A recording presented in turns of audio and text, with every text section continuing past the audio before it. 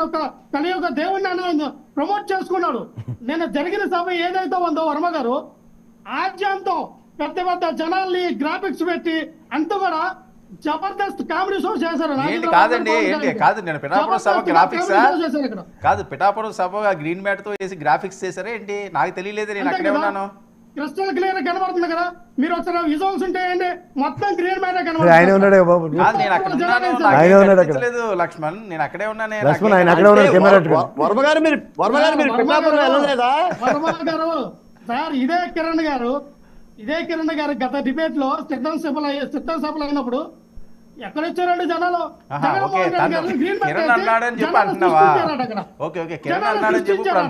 ఎవరు సార్ జనాలు సృష్టిస్తారు? వర్మ గారు అంటే మాకు వచ్చింది జనాలు కాదు, వీళ్ళకి వచ్చింది మాత్రమే జనాలు. ఎవరు జనాలు సృష్టించరండి. కిరణ్ ఏంటి సినిమా ఇండస్ట్రీ గా, సినిమా కంటెస్ట్ గానీ, సినిమా గ్రాఫిక్స్ గానీ మీరు చేయగలరు, జగన్మోహన్ రెడ్డి గారు చేయలేరు. ఒరిజినాలిటీ అక్కడ అంతా డూప్లికేట్. ఓకే లక్ష్మణ్ ఒక్క నిమిషం. కిరణ్ ఏంటి గ్రీన్ మ్యాట్ తోటి చేశారంటే నిజమా? లేదు. ఇప్పుడు నేను చెప్తే తప్పు అనుకుంటారు, మీరు ఉన్నారు కదా లైవ్ లో.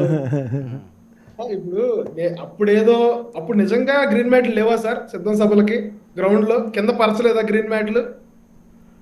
రెడ్ మ్యాట్ అనేది అది ఖచ్చితంగా ప్రతి ఒక్క సభలో పెడతారండి, వేస్తారు. అది టాపిక్ డైవర్ట్ అవుతుందిలేండి.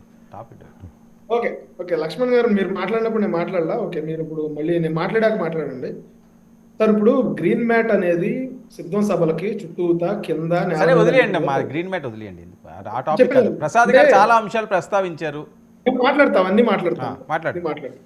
అంటే ఈ టైప్ ఆఫ్ ప్రొవొకేషన్ అంటే తెలుగుదేశం కార్యకర్తల్ని, తెలుగుదేశం నాయకుల్ని కానీ, లేదా జనసేన పార్టీ నాయకుల్ని, బీజేపీ పార్టీ నాయకుల్ని, కార్యకర్తల్ని ఈ టైప్ ఆఫ్ ప్రొవొకేషన్ అనేది మేము చిన్నప్పుడే చూసేసాం సార్.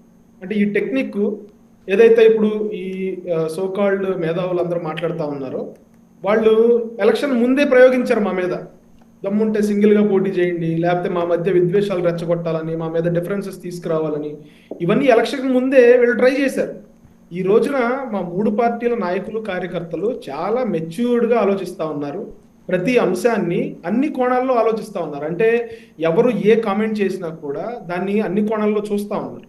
దానికి ఉదాహరణే ఇందాక మీరు చెప్పారు, నాగబాబు గారి కామెంట్స్ మీద ఎవరు రెస్పాండ్ అవ్వలేదు టీడీపీ క్యాడర్ అంటే వాళ్ళకి తెలుసు. ఇక్కడ కాలు తొక్కేసుకుంటుంది ఎవరంటే వైఎస్ఆర్సీపీ కార్యకర్తలు, నాయకులు, అలాగే వైఎస్ఆర్సీపీ ముసుగులో అంటే మా కూటమి పార్టీల ముసుగులో ఉన్న కొంతమంది వ్యక్తులు ఎవరైతే ఉన్నారో వాళ్ళు ఈ రోజున కాలు తొక్కేసుకుంటా ఉండి మమ్మల్ని రెచ్చగొట్టే ప్రయత్నం చేస్తూ ఉన్నారు. దానికి మేమెవ్వరం కూడా పడే పరిస్థితి లేదు. మాకు ఒక క్లారిటీ ఉంది, మా నాయకులు ఏం మాట్లాడుతున్నారు అనేది ఒక క్లారిటీ ఉంది. మా అధిష్టానం నిర్ణయం మేరకు మా మాటలు కానీ, మా కార్యాచరణ ఉంటుంది. కానీ వీళ్ళు ప్రొవోక్ చేసినంత మాత్రాన మేము రెచ్చిపోయి ఒకళ్ళొకరు గల్లా పట్టుకుని గొడవపడే పరిస్థితి ఉండదు. నెంబర్ 1. నెంబర్ 2 ఏంటంటే ఇందాక కేఎస్ ప్రసాద్ గారు మాట్లాడుతూ బొచ్చే చౌదరి గారు ఏదో కామెంట్ చేశారని చెప్తా ఉన్నారు. For your kind information sir, అది ఎలక్షన్కి ముందు బొచ్చే చౌదరి గారు ఒక ట్వీట్ చేశారు. దానికి సంబంధించి అనేక రకమైనటువంటి నాయకులు చాలా మంది దానికి రెస్పాండ్ అయ్యారు. మీరు ఈ రోజున దాన్ని తీసుకొచ్చి ఆయన ఏదో అనేసారని చెప్పి మా వాళ్ళకి ఏదో మిస్గైడ్ చేసి మేమేదో దానికి సంబంధించి రెస్పాండ్ అవుతామని అనుకోవద్దు దయచేసి. బుచ్చే చౌదరి గారు చేసిన మీరు ప్రస్తావించిన ఆ కామెంట్స్ ఎప్పుడో పాతవి. అయితే పెండెం దొరబాబు గారు వచ్చిన తర్వాత మా స్టాండ్ మారిపోయిందని చెప్తా ఉన్నాం.